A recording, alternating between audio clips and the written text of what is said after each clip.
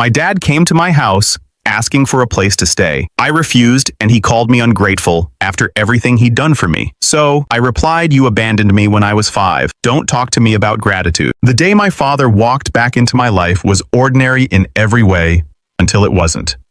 I was finishing up some yard work, the late afternoon sun warming my back as I rad leaves into neat piles. My house wasn't anything special, just a modest 3-bedroom in a quiet neighborhood.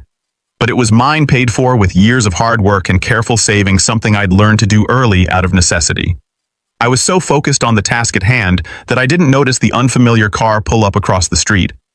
Didn't see the man get out and stand there watching me for several long minutes. It wasn't until I straightened up, stretching my back, that I caught sight of him. For a moment, I didn't recognize him. 25 years had changed him. Grayed his hair, lined his face, softened the once athletic build I vaguely remembered. But then he smiled, and despite the decades between us, I knew immediately who he was. My father, the man who had walked out of our small apartment one Tuesday morning when I was 5 years old, promising to bring home ice cream after work, the man whose empty promises had left my mother working 3 jobs to keep a roof over our heads. The man whose absence had defined so much of my childhood. Danny Boy, he called, crossing the street with his arms open wide like we were old friends reuniting after a brief separation. Not a father who had abandoned his son for a quarter century without so much as a birthday card. I stood frozen, rake still in my hands as he approached. 1,000 emotions crashed through me at once. Confusion, anger, curiosity, a strange, unwelcome flicker of that childhood longing I thought I'd outgrown decades ago. "Look at you," he said, stopping a few feet away, eyes taking in my home, my yard, the evidence of the stable life I'd built without him. All grown up. Doing well for yourself, I see. I found my voice, although it came out rougher than I expected. "What are you doing here?" He didn't seem bothered by my cold reception. His smile never faltered. "Can't a father visit his son?" "It's been too long, Danny." "It's Daniel," I corrected automatically. No one had called me Danny since he left. And yes, it has been too long. 25 years too long.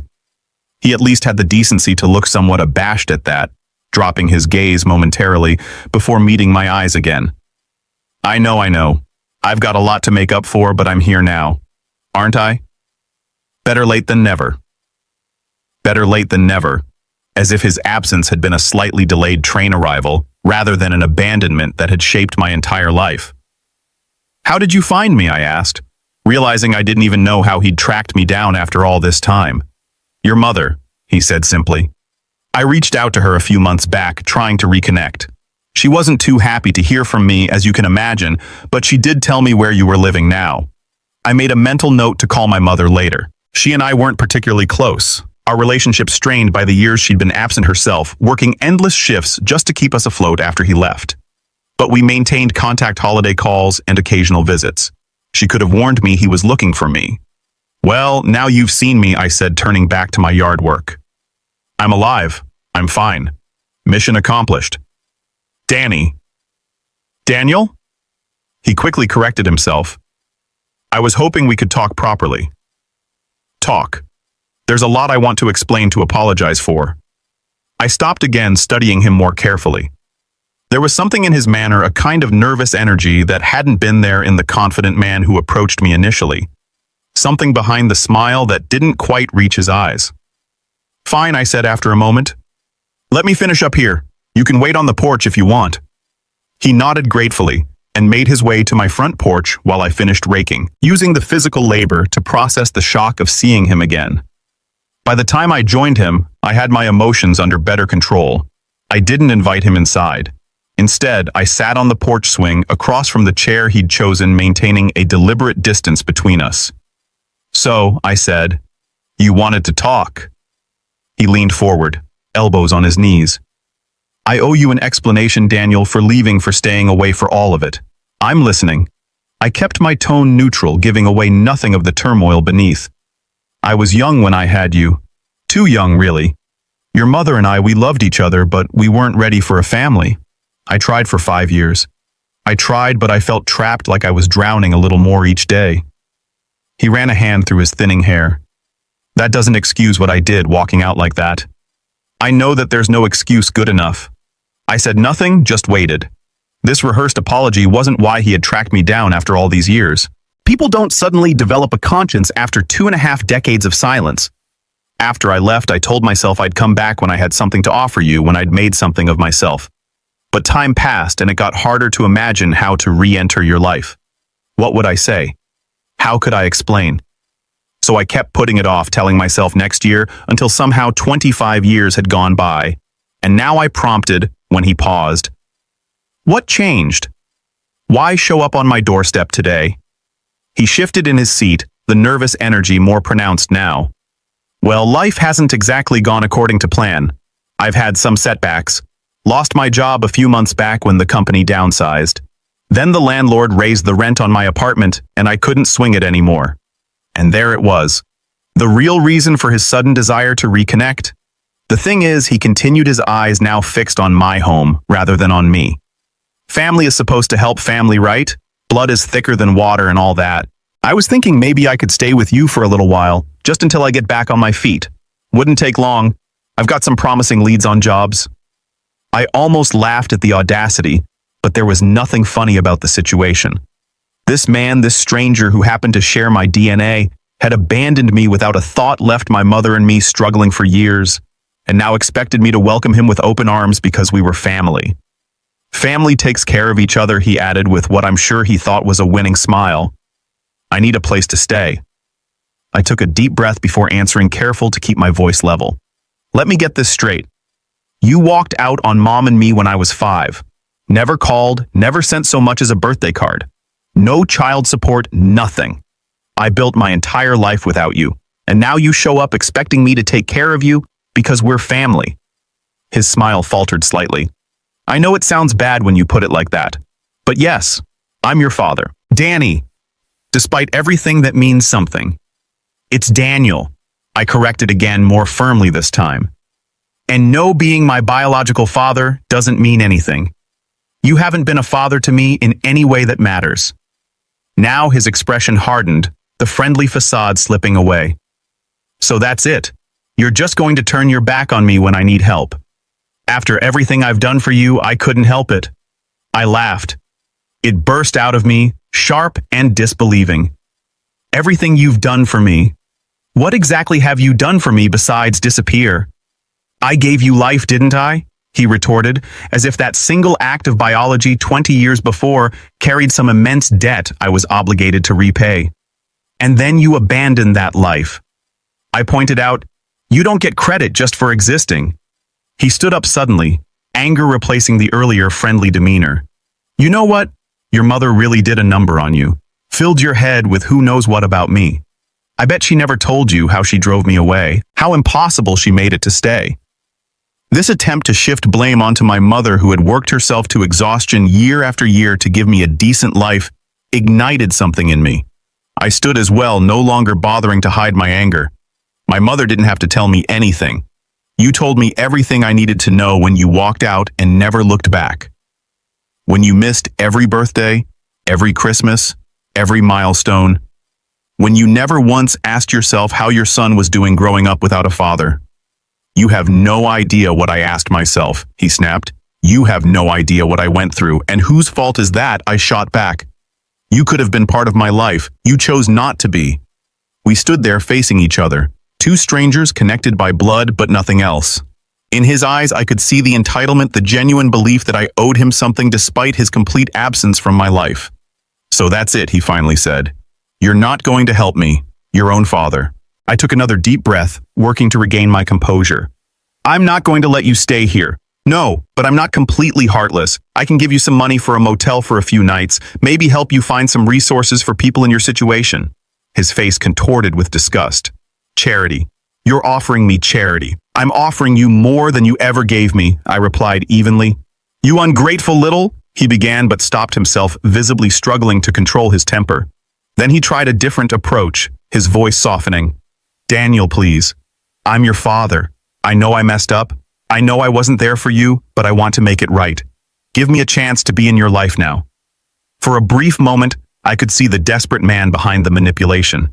Part of me even felt a flicker of pity. But I'd learned long ago to trust actions over words, and his actions over 25 years spoke volumes. If you really wanted to make things right, I said quietly, you wouldn't have started by asking for a place to stay. You would have started by truly apologizing, by showing genuine remorse, by trying to understand what your absence did to Mom and me. You would have wanted to know me as a person, not as a potential solution to your housing problem. He stared at me, and I could see the moment he realized his approach wasn't going to work. His expression hardened again. Fine, keep your precious house to yourself. I'll figure something out on my own like I always have. Like we always had to, I corrected. After you left, he turned and stormed down the porch steps without another word. I watched as he got into his car and drove away, wondering if this would be the last time I ever saw him, or if he would try again with a different angle once the initial rejection wore off. I stood there long after his car disappeared from view, feeling strangely hollow. The confrontation I'd imagined countless times throughout my childhood and teenage years had finally happened, but it brought none of the closure I might have hoped for. Instead, I was left with more questions than answers, and a lingering sense of disappointment that the man who had helped create me could be so fundamentally selfish. That night I called my mother. He found you, she said simply when I told her about my father's visit. It wasn't a question. You could have warned me he was looking, I replied, trying to keep the accusation out of my voice. She sighed. I didn't think he'd actually do it. He called me out of the blue a few months ago asking about you. I told him you were doing well without him. I hoped that would be the end of it. Well, it wasn't. He showed up wanting a place to stay. My mother's bitter laugh echoed through the phone. Of course he did. That man never did anything unless there was something in it for him.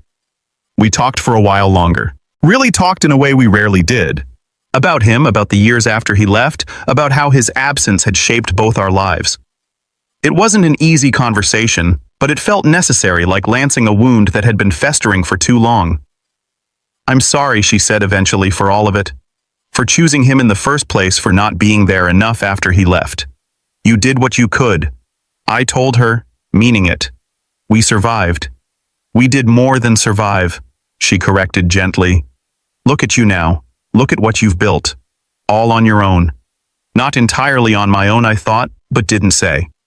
There had been people who helped along the way. Teachers who took an interest. The neighbor who taught me to change a tire and fix a leaky faucet. My first boss who took a chance on a kid with no experience. All the surrogate father figures who had filled in the gaps he left behind. A week passed with no further contact from my father. Then, too, I began to think that might be the end of it, that he had moved on to other potential sources of support. But then on a rainy Tuesday evening, my doorbell rang. I opened it to find him standing there, soaked from the rain, looking considerably more disheveled than when I'd last seen him. Before you say anything, he began raising his hands in a placating gesture. I'm not here to ask for a place to stay. I wanted to apologize properly this time. I studied him wearily but stepped aside to let him in.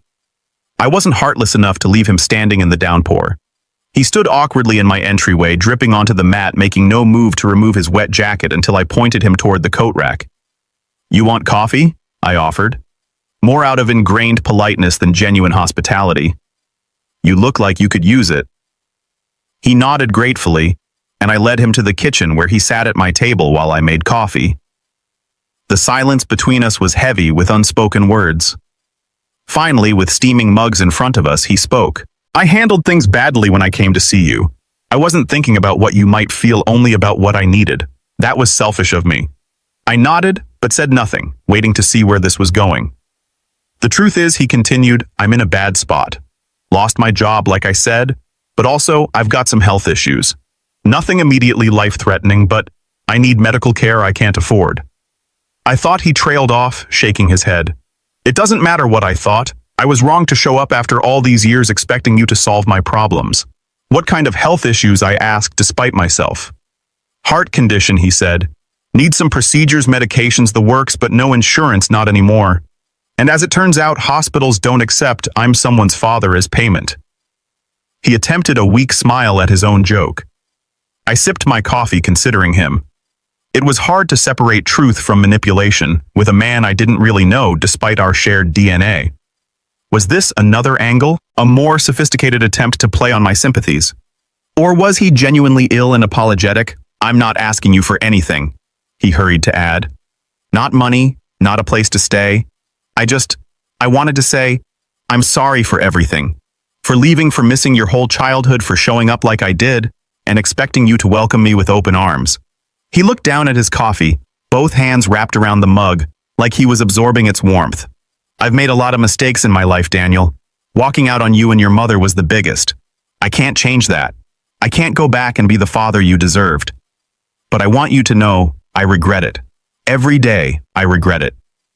I let his words hang in the air between us, trying to gauge their sincerity. There seemed to be genuine remorse there, but 25 years of absence couldn't be erased with a single apology, no matter how heartfelt. Where are you staying? I asked eventually.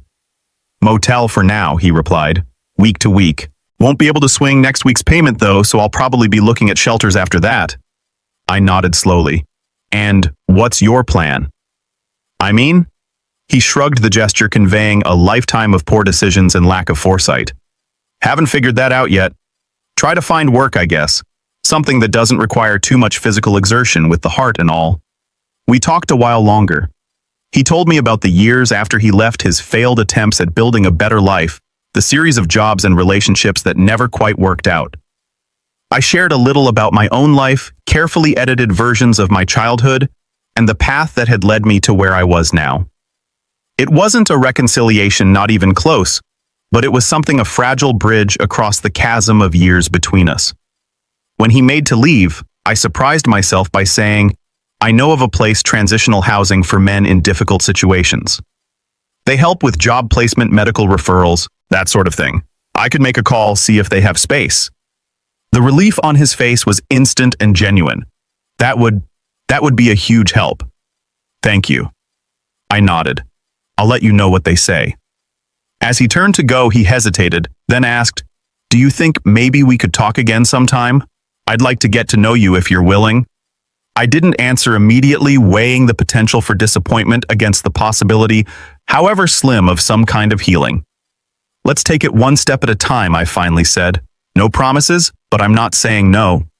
He accepted this with a nod, seeming to understand it was the most I could offer right now. After he left, I sat at my kitchen table for a long time, thinking about fathers and sons, about the legacies we inherit and the ones we choose for ourselves, about forgiveness and its limits. I did make that call to the transitional housing program. They had space, and my father moved in a few days later. I visited once, making sure he was settled, and connected with their medical services coordinator. It wasn't much, but it was something I could do without compromising my own boundaries. We've spoken a few times since then, brief conversations that carefully navigate the vast territory of our shared history. I'm not sure what will come of this tentative reconnection. Maybe nothing, maybe something small but meaningful. What I am sure of is this. I don't owe him a relationship because of biology. Whatever connection we build, if any, will be on my terms, built on mutual respect, rather than obligation or guilt. He may have given me life, but I created my own path through it, and I won't let him or anyone else make me feel ungrateful for protecting what I've built. The 5-year-old boy who waited for his father to come home with promised ice cream has long since grown into a man who understands that some promises aren't meant to be kept. Some absences can't be filled. Some relationships can't be repaired. But that doesn't mean we're broken. It just means we've learned to stand strong on our own. If there's one thing I've learned through all of this, it's that family isn't defined by blood. It's defined by who shows up, who stays, who makes the choice to be there through all of life's moments, big and small. My father may have helped create me, but he never chose to be my family. That distinction matters more than any shared DNA ever could. So was I wrong to initially turn him away, to set boundaries with the man who gave me half my genetic makeup, but none of the guidance, support, or love that a father should provide? I don't think so. Self-respect isn't the same as ingratitude, and protecting yourself isn't the same as cruelty. Sometimes the most meaningful act of compassion is allowing people to face the consequences of their own choices. And sometimes the most powerful form of forgiveness doesn't look like throwing open the doors to your home, but rather opening a small window to possibility with clear boundaries and eyes wide open. I don't know what the future holds for my father and me, but I do know that whatever happens, I'll face it, as I've faced everything else in my life since he walked out that door 25 years ago, on my own terms, with the strength he never knew I had.